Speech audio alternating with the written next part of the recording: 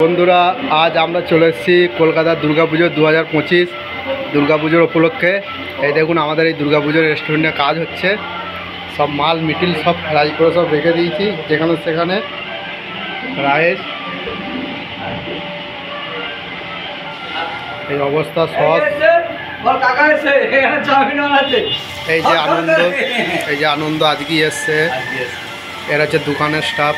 দোকানে না বল, head cook দোকানে। আমরা এবং আমি মুখ দেখাবো না। এই যে এসছে, এটা ছোটের সিং পাড়া বাড়ি, সম্বন্ধী হয়। আর এটা হচ্ছে পদু, রাজুর ছেলে। এই যে ক্যাশে টুপি পরে আছে, ওটা মালিকের ছেলে। পাশে যেটা সাদা হাতওয়ালা জামা পরে আছে, ওইটা হচ্ছে ম্যানেজার। আর বাকি সব লোকরা খাচ্ছে এখানে। মাল তুলেছে, আজকে কিছুই নেই, কাল থেকে আরও ভিড়ভাড়টা প্রচুর হবে। এখানে মদের বোতল আছে, এই দেখুন এদিকে। এই যে চিকেন সব ফ্রাই করে রেডি করে আমাদেরকে স্টকে মাল রেখে দিতে হচ্ছে এখানে সেখানে।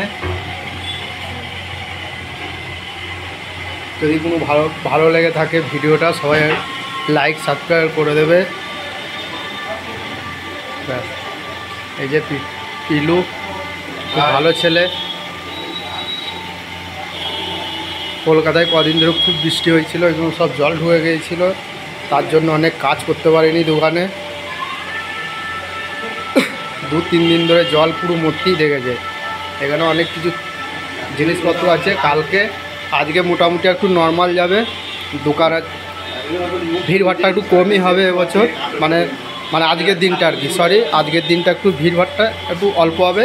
কাল থেকে একদম কলকাতার পুজো যাকে বলা হয়, বাবা আমাদের গাঁর ফেরের তক্তা হয়ে যাবে।